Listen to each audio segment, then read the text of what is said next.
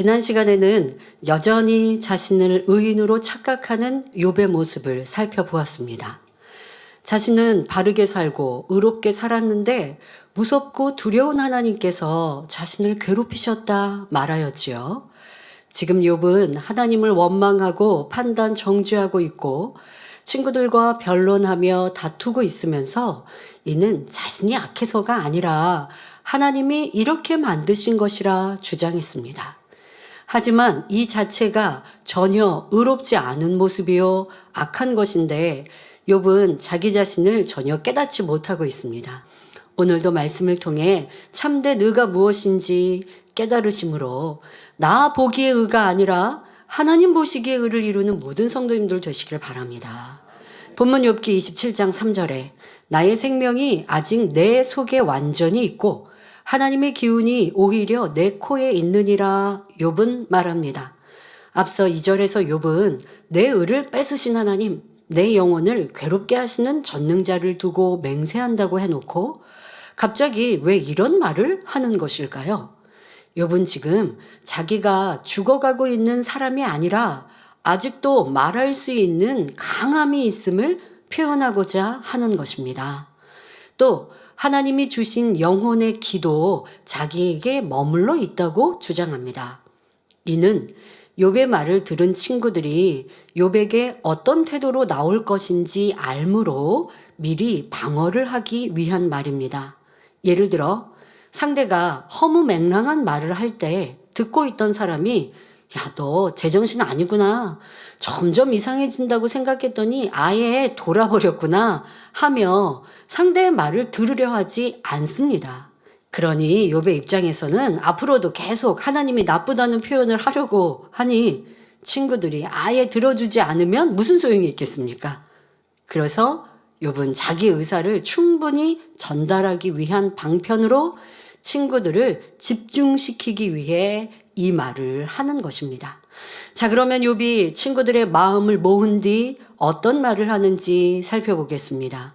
욥기 27장 4절에 결코 내 입술이 불의를 말하지 아니하며 내 혀가 괴후를 바라지 아니하리라 말합니다. 국어사전을 살펴보면 불의란 의리, 도의, 정의 따위의 어긋남으로 정의하고 있고 괴후는 간사스럽고 교묘함 또는 교묘한 속임수로 정의되어 있습니다. 그런데 욥은 자기 스스로를 볼 때 남을 속이거나 거짓으로 조작한 적이 없기에 내 입술이 불의를 말하지 않고 괴후를 바라지 않겠다 표현하고 있습니다. 그러나 영적으로 보면 욥은 지금까지 너무나 많은 불의를 말하고 행해왔습니다. 하나님 편에서 보면 오래 참지 못하는 것도 불의요. 미워하는 것도 불의지요. 그런데 욥은 남이 나를 미워하면 나도 같이 미워하는 것, 누가 나를 때렸을 때 나도 같이 때리는 것은 불의가 아니라고 생각합니다. 왜냐하면 욥은 육적인 사람이었기 때문이지요. 물론 구약시대에는 눈에는 눈으로 이에는 이로 갚아주는 것이 율법이었습니다. 그런데 하나님께서 이러한 율법을 주신 것은 인간의 완악함 때문이었습니다. 구약시대에는 성령이 오시기 전이므로 사람의 힘으로 마음의 할례를 할 수 없었습니다. 그러니 하나님께서는 사람이 감정을 가지고 자신이 피해를 입은 것 이상으로 보복하는 것을 방지하기 위해서 엄격한 규제를 하셨던 것입니다. 그러나 신약에 와서 주님을 영접하고 성령을 받은 성도들은 원수를 갚지 말고 사랑하라 하셨습니다. 자, 이러한 말씀을 우리가 볼 때 얼마든지 마음으로 이해할 수 있고 또 자원하여 행할 수 있는 것이죠. 예수님께서 먼저 십자가의 희생을 통해 본을 보이시고 마음에 성령을 보내주셨기 때문에 가능한 일이죠. 마태복음 19장을 보면 예수님께서 결혼과 이혼에 대해 말씀하시기를 남자와 여자가 한 몸을 이루었으니 하나님께서 짝지어 주신 것을 사람이 나누지 못한다고 하십니다. 이때 바리새인들은 하나님께서 율법을 통해 이혼을 허락하지 않으셨냐고 반문하지요. 그러자 예수님께서는 어떻게 답변하셨습니까? 마태복음 19장 8절에 모세가 너희 마음의 완악함을 인하여 아내 내어버림을 허락하였거니와 본래는 그렇지 아니하니라 말씀하십니다. 하나님께서는 남녀가 결혼하여 부부가 되었으면 변함없이 사랑하며 행복하게 사는 것을 원하십니다. 그런데도 율법에 이혼을 규정하신 것은 인간의 변질되고 악한 마음 때문이지요. 예를 들어 아내가 음행한 사실을 남편이 알고 도저히 용서가 안 되어 괴로움을 겪습니다. 아내에 대한 그 마음이 다시 사랑의 마음으로 바뀌지 않는 한 이혼하지 않고 같이 산다고 해서 행복할 수는 없죠. 하나님께서는 이러한 인간의 악한 마음을 아시기에 율법 안에 이혼의 절차를 규정해 놓으신 것입니다. 하지만 그렇게 이혼해도 가하다라는 것이 하나님의 온전한 뜻이 아니라는 것입니다. 오히려 상대의 허물과 부족함이 있을지라도 사랑으로 덮어주고 오래 참는 마음을, 오래 참아주는, 용서하는 마음을 하나님께서는 원하십니다. 예를 들어 구약의 율법에 의하면 간음한 여인은 돌로 쳐 죽이도록 되어 있었습니다. 그런데 동정녀 마리아와 정혼한 결혼을 약속했던 요셉은 어떠했습니까?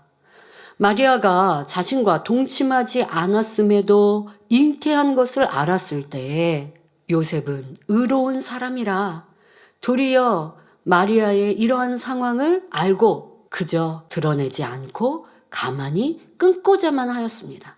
하나님께서는 바로 이러한 마음을 원하시며 이것이 하나님이 옳다 하시는 의인 것입니다.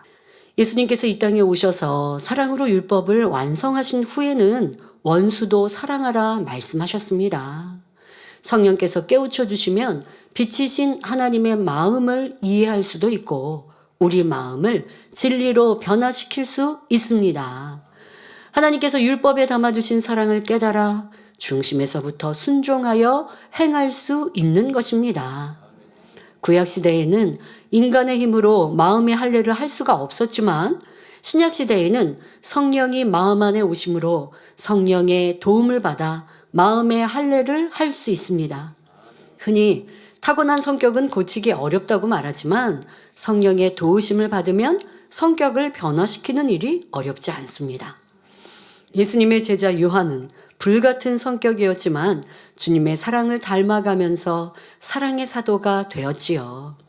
이처럼 하나님의 은혜와 능력이 임하고 성령의 도우심을 받으면 우리는 성격도 변화되고 어떤 사람도 용서할 수 있으며 원수도 사랑할 수 있습니다. 욥은 바로 앞에서 결코 내 입술이 불의를 말하지 아니하며 내 혀가 괴유를 바라지 아니하리니 라고 말했습니다. 자, 그런데 곧바로 이어지는 본문 욥기 27장 5절에 나는 단정코 너희를 옳다 하지 아니하겠고 죽기 전에는 나의 순전함을 버리지 않을 것이라 단정코 너희를 용서하지 않겠다는 것입니다. 과연 의인의 입에서 이런 말이 나올 수 있을까요? 자신은 의롭다고 누누이 강조해 왔고 스스로 순전하다고 생각하는 욥이 친구들한테 불의한 말을 서슴지 않고 있습니다. 이는 욥이 참된 의와 불의를 분별하지 못하고 있기 때문이지요. 즉 욥은 자신이 얼마나 불의한 말을 하고 있는지를 모르고 있는 것입니다. 앞에서 말씀드린 것처럼 욥은 자신 편에서 먼저 상대를 치는 일은 없었습니다. 하지만 상대가 자신을 치면 자신도 같이 치는 사람이었고 이런 경우는 불의하다고 생각지 않았지요. 이는 하나님에 대해서도 마찬가지였습니다. 욥은 하나님 편에서 먼저 자신을 힘들게 하고 괴롭게 하셨으므로 나의 의를 빼앗으신 하나님, 나의 영혼을 괴롭게 하시는 전능자라는 말을 거침없이 했고 그러면서도 이러한 자신의 반응은 불의하지 않다 생각하고 있었습니다. 욥과 친구들은 모두 육적인 사람들이었기 때문에 진리의 기준으로 보면 양쪽 다 옳지 않습니다. 영과 영이 만나면 이해만 있고 오해가 없는데 육과 육이 대립하니 서로 이해할 수 없고 오해만 더해가고 있는 것이지요. 내 눈에서 들보를 빼내버리고 온전히 진리의 사람이 되어야만 상대의 티도 빼줄 수 있고 성령의 조명 가운데 옳고 그름을 바로 분별할 수 있기 때문입니다. 예수님께서 이 땅에 오셔서 복음을 전하실 때 오직 진리만을 전하셨습니다. 그런데 대제사장, 제사장, 서기관, 바리새인 등 율법을 잘 안다고 하는 사람들이 예수님을 핍박하며 결국 십자가에 못 박았지요. 왜냐하면 그들의 눈에는 예수님이 잘못된 것처럼 보였기 때문입니다. 그들은 행위적으로 율법을 지켰을 뿐 마음을 할례하지 않은 육적인 사람들이었기 때문에 바른 분별을 하지 못한 것이죠. 오늘날도 많은 사람들이 하나님의 말씀은 뒤로 하고 자기 나름대로 쌓은 학식을 바탕으로 장로의 유전을 쫓아 심판하고 정죄하는 경우가 있습니다. 특히 목회자나 성도를 가르치는 지도자들은 하나님 말씀을 분명히 이해하고 깨우쳐 신중하게 전달해야 합니다. 내가 잘못 이해하고 남을 가르친다면 소경이 소경을 인도하는 결과를 가져오기 때문입니다. 성도들 간에도 함부로 판단 정죄하지 말고 오직 진리인 하나님의 말씀을 기준으로 참과 거짓을 분별할 수 있어야 하겠습니다. 육의 사람의 기준으로 보면 욥은 거짓이 없었습니다. 욥은 살아오는 동안 자기를 지켜 잘 다스렸고 정도를 쫓아 올바르게 행하였습니다. 친구들과의 논쟁에서도 먼저 상대편에서 말로 자기를 쳤고 다만 자기는 그에 대한 답변을 한 것뿐이므로 여전히 옳다 생각하는 것입니다. 눈에는 눈, 이에는 이로 대응하는 구약시대이니 자기의 행위는 율법 안에서 옳다고 타당성을 주장하는 것이지요. 또 욥은 스스로 순전하다 말하고 있는데 이는 영적인 순전함과는 거리가 멀다는 것을 알아야 합니다. 영적으로 순전한 사람은 어떤 어려운 일이 닥쳐도 악을 바라지 않으며 그 안에서 기뻐하고 감사할 수 있습니다. 물론 욥은 육적인 사람들 안에서는 순전하고 정직한 사람이었습니다. 영적으로 볼 때는 악하지만 육적으로 볼 때는 다른 사람을 속이지 않았고 거짓말을 하지 않았으며 괴후를 부리지도 않았지요. 또 욥은 갑작스런 재난으로 재산과 자녀를 잃고도 하나님을 경배했습니다. 그러니 하나님께서도 욥기 2장 3절에 그와 같이 순전하고 정직하여 하나님을 경외하며 악에서 떠난 자가 세상에 없느니라라고 칭찬하셨지요. 욥이 중심의 악을 버린 상태는 아니었지만 구약의 기준으로 볼 때는 그 행함이 완전했고 고아와 과부를 돌아보는 선행이 있었기에 순전하다 인정해 주신 것입니다. 그러나 하나님 편에서 온전히 순전하다 인정해 주시려면 행위적으로만 아니라 마음 중심의 악까지 버리고 마음의 영의 열매가 가득할 때라야 가능합니다. 욥은 하나님의 기준에서는 순전하지 않지만 하나님께서는 그의 행위적인 것에서 옳음을 보셨습니다. 행위적인 것이라도 옳음을 보셨기 때문에 욥을 온전케 하기 위해, 즉 영의 사람으로 바꾸기 위해 이렇게 연단하시는 것입니다. 하나님께서는 우리의 학력이나 육적인 재능을 평가하시는 것이 아니라 마음을 얼마나 영으로 일구었는지를 평가한다는 사실을 명심해야 하겠습니다. 그러니 우리는 빌립보서 2장 3절에 오직 겸손한 마음으로 각각 자기보다 남을 낮게 여기라 하신 말씀을 기억하여 모두를 섬기며 화평을 이루는 순전한 사람이 되어야겠습니다. 오늘은 욥이 생각하는 불의와 괴율, 순전함과 하나님께서 생각하시는 것이 너무도 다른 것을 깨달을 수 있었습니다. 이렇게 우리의 삶 속에서 내가 옳다 고집하여 하나님의 의를 쫓지 못하는 것이 무엇인지 찾아 돌이켜야 합니다. 만일 하나님께서 우리를 긍휼히 여기시고 모든 죄를 사해 주지 않으셨다면 우리는 모두 지옥에 떨어져 세세토록 고통받아야 합니다. 그러나 독생자 예수 그리스도를 믿음으로 값없이 용서받고 구원을 얻었으니 우리도 마땅히 상대를 용서하고 긍휼히 여겨야 하는 것입니다. 이것이 용서에 대한 하나님의 의입니다. 그러므로 우리는 사랑으로 완성하신 주님을 닮아 참된 의를 이루고 진정한 용서와 사랑을 베풀 수 있어야 하겠습니다.